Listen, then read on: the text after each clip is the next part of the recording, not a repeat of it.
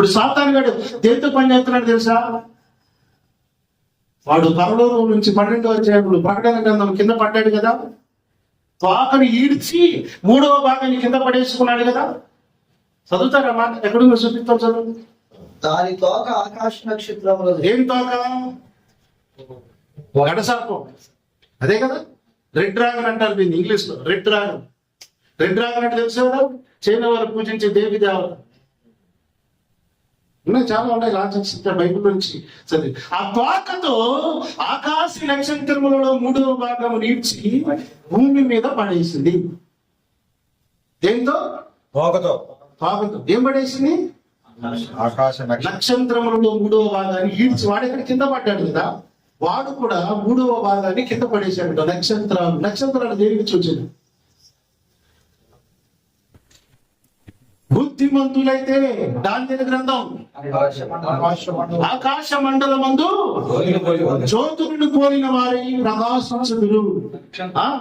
నీతి మార్గమును అనుసరించి నడుచుకున్నట్లు ఎవరు అనేకులను త్రిప్పుదురో వారు నక్షత్రములోనే నిరంతరమును. ఆ నక్షత్రాల మనమే. చెప్పండి, నక్షత్రాల మననే.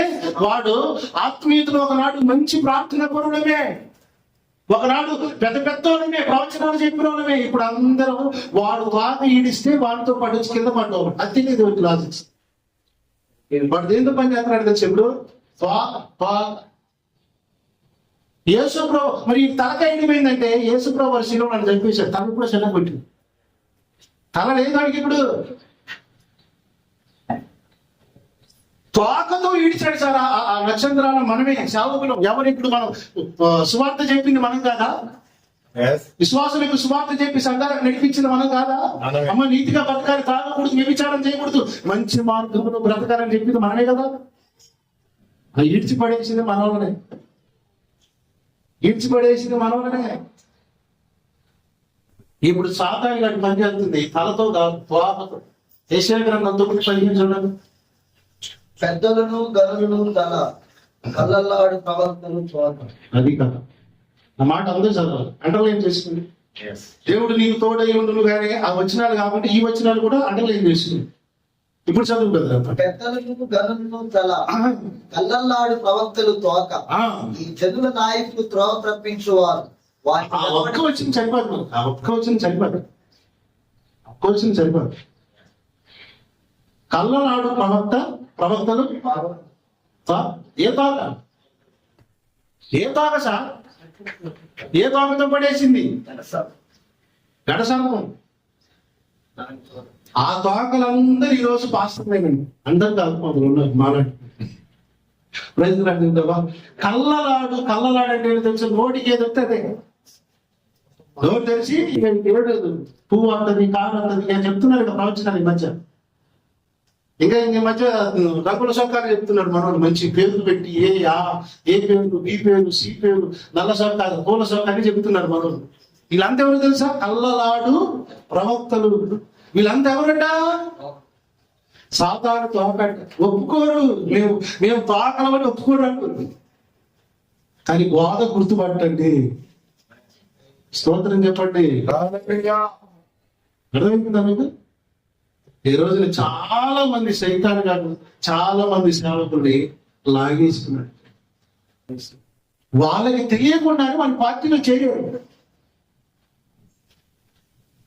ఇండైరెక్ట్ గా చెప్పాలంటే వీళ్ళ ఆత్మను వాడికి అమ్మేసుకున్నారు సార్. రాజీ పడిపోయారు. ఈ రోజున లగ్జరీగా బ్రతుకుతున్నారు. చూసారా? యేసుప్రభు దగ్గరికి వచ్చి ఆ సాతాను గడిచిన ఆపరేట్ అనుకున్నారు. నాకు మొక్కితివా? ఏ మహిమ చూపించాడు? లోక మహిమను చూపించి నాకు మొక్కితివా? ఈ లోక రాజ్యాన్ని అన్నిటిని ఇస్తాను మొక్కాడు సార్. చాలా మంది సేవకులు నైజీరియా పోతుంటారు, చాలా మంది ఆఫ్రికా కాన్ఫరెన్స్ కి పోతుంటారు. మనోడు భాషలో ఆఫ్రికా కానీ నైజీరియా కానీ పొలిచాడంటే అది స్పెషల్ గా కాన్ఫరెన్స్ కంటే వీడు తోక అయ్యే ప్రమాదం ఉంది. ఎందుకో తెలుసా? అక్కడ మంత్రం ఇచ్చి నేర్పిస్తారు.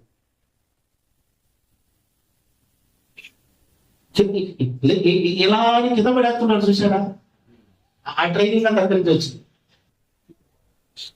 ఈ స్పిరిట్ అంతా అక్కడి నుంచి వచ్చింది. నైజీరియన్స్, ఆఫ్రికన్ కంట్రీస్ నుంచి వచ్చినటువంటి స్పిరిట్ పవర్స్.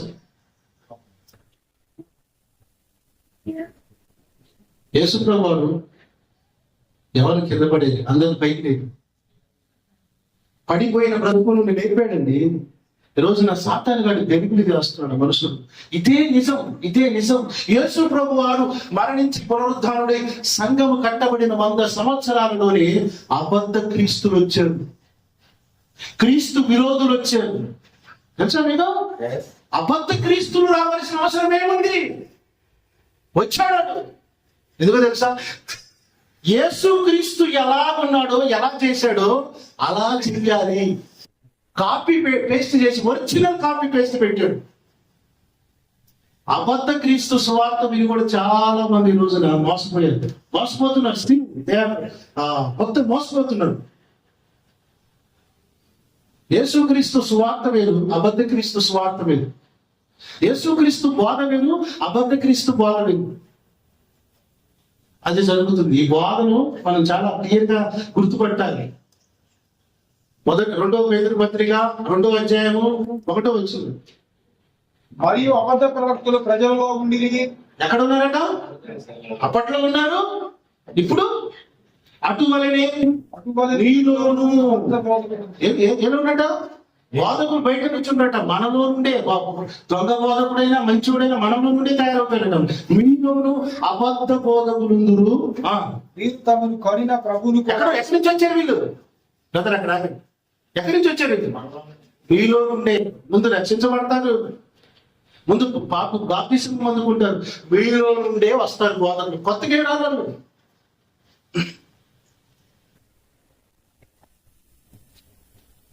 వాళ్ళ బోధన ఎలా ఉండేది చూడండి. వీరు తమ్మును కొనిన ప్రభువును కూడా విసర్జించచ్చు, తమకు తామే శీఘ్రముగా నాశనం కలుగ చేసుకోవచ్చు. నాశనకర్మకు భిన్నాభిప్రాయం. అక్కడ ఆగి పాయింట్ ఉంది కదా, అది ఏమంటారు? కామంగా చదవండి. నాశనకరమకు భిన్నాభిప్రాయములను రహస్యముగా బోధించు. రహస్యంగా బోధిస్తారట, భిన్నాభిప్రాయాలు. మధ్యకాలంలో ఒక మంచి బోధకుడు అండి. ఆయన నాతో చెప్తున్న విషయం నేను షాక్ అయ్యాను. ఎందుకు సార్? పాస్టర్లకి 2-3 భార్యలు ఉన్న పాప మీకు కాదండి. వాక్యం చూపించాను. ఊరి దరిద్రుడా, బైబిల్గా బహిరంగంగా చెప్తాను. ఈ చెప్పకూడదు, ఇలాంటి రహస్యం ఉంటాయి. చెప్పాడు సార్, అది చచ్చాడు. అలాంటి ఎక్కువ కాలం బతకూడదు. బతికితే చాలా మంది అయిపోతారు. మన యూత్ చెప్పాడు అనుకో, మన రెచ్చుకోడు సార్. యూత్ అంటే ఏంటి? పాపం చేయడానికి అనుకూలత ఉందనుకోండి, ఇక మనకు రెచ్చిపోవడమే. అలాంటి వాళ్ళు ఎక్కువ కాలం బతుకుంటు దొంగలు రహస్యంగా బోధిస్తుంది. మాకంటాడు బైబిల్ గ్రంథంలో పాపాన్ని కరాఖండిగా ఖండించిన గ్రంథం దేవుడు మన బైబిల్ గ్రంథమే. పురుషులు శయనించుకోకూడదని చెప్పాడు బైబిల్. అంటే అది గే మ్యారేజెస్ దేవుడు సమర్థించాడు. ఒక దొంగ బోధకుడు రహస్యమైనటువంటి బోధ. మీకు దావీదు యోనాతాను తెలుసా? తెలుసు. వాళ్ళిద్దరు కూడా సీక్రెట్ ఇదే అన్నారు. దొంగ శాపడుతున్నట్టుంటే అరగంట చెప్పాను సైతాను. వాళ్ళిద్దరు కూడా అదే అన్నారు సార్. ఇండైరెక్ట్ గా అంటే మన క్రిస్టియానిటీలో కేసు కూడా ఉన్నారు. కొంతమందికి బైబిల్ ఎలా వాడుకోవాలో బాగా సైతంగా ట్రైనింగ్ ఇచ్చాడండి. బాగా మీరు చూడండి, ఏ తప్పుడు బోధైనా బైబిల్ నుంచి తింటాడు. పక్కకి బైబిల్ నుంచి తింటాడు. మీలో నుండే వస్తారన్నాడా? బయట నుంచి బైబిలే వాడుకుంటాడు సార్. ఏ సిద్ధాంతమైన బైబిలే. ఫారిన్ కంట్రీస్ లో అఫీషియల్ గా గేస్ పాస్టర్లు ఉన్నారు. ఇక్కడ ఆడలు ఎక్కువ లేదు కాబట్టి మాట్లాడుతుంది. రైతులు అమ్మగారు కాబట్టి కొంచెం అర్థం చేసు. అఫీషియల్ గా గేస్ పాస్టర్లు ఉన్నారు. పౌలయ్య గారు ఆయన జీవితంలో ఎందుకు ఆయన ఇంత సిగాపడే పెళ్లి చేసుకోమని చెప్పాడు లేదు. ఈ బాధ ఎందుకుగా మంచిగా పెళ్లి చేసుకుంటాను ఎవరు ఫారిన్ ఫుడ్కి అలవాటు అవుతుంది, ఫారిన్ మందులకు అలవాటు అవుతుంది, ఫారిన్ కల్చర్ కూడా అలవాటు అవుతుంది. నిగ్రహ శక్తి కోల్పోయారు సార్ మనం, నిగ్రహ శక్తి కోల్పోయారు. దానికి కారణం ఏంటో తెలుసా? అపవాది గాడు వీళ్ళందరినీ ట్రాప్ చేసి పెట్టారు. వాళ్ళందరికీ నేర్పింది అంటే బైబిల్లో నుంచి ఎట్లా తప్పేం కాదులే వాడు అన్నట్టు బైబుల్ మైకి పట్టుకొని క్రీస్తు యేసునందు ఉన్నవాడికి ఏ శిక్ష లేదు లేవా అమ్మా, అట్లా ఏ శిక్ష లేదా? తప్పిపోయిన ప్రతి ఒడు ఆడుకునే వాక్యాలు ఇయే. దేవుని దగ్గర ఒక బ్లాక్ లిస్ట్ ఉంది తెలుసా మీకు? బిలాము గాడు బ్లాక్ లిస్ట్ లో ఉన్నాడు. కయ్యింగ్ బ్లాక్ లిస్ట్. హలో, ఎంత ఏడ్చిన దేవుడికి లేదంట కయ్యిని ప్రార్థన తెలుసా? మీరు అన్నారా? పదం మంచుకుంటాయి సార్. ఏడ్చి కీ పెట్టిన దేవుడికి లేదంట. ఎందుకు? ఇచ్చిన అవకాశం ఆడుకోలేదు. యోధాగాడు ఇస్కారియోతు యోధా మళ్ళా వాడు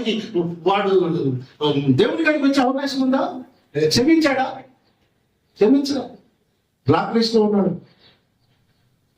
తప్పిపోతే బ్లాక్ లిస్ట్ లోకి పోతావు. ఇప్పుడు సైతాన్ గాడు ఎందుకు సేవకులను టార్గెట్ చేశాడు తెలుసా? మనందరిని ఇడిపించింది ప్రభు కదా, మనందరి చుట్టూ దేవుడు ఇడిపించాడు తెలుసా? ఒక కంచె వేసాడు, ఒక ఏమంటుంది ఫైర్ వాల్.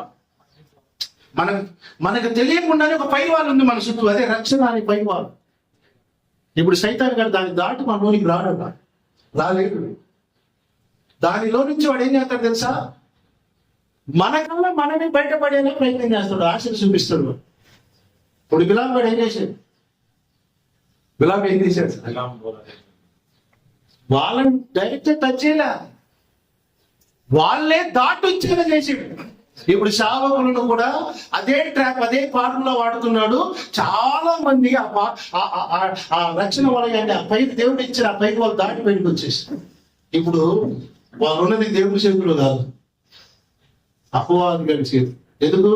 వాడి తోకతో వాళ్ళని వాడుకుంటున్నాడు. చూస్తే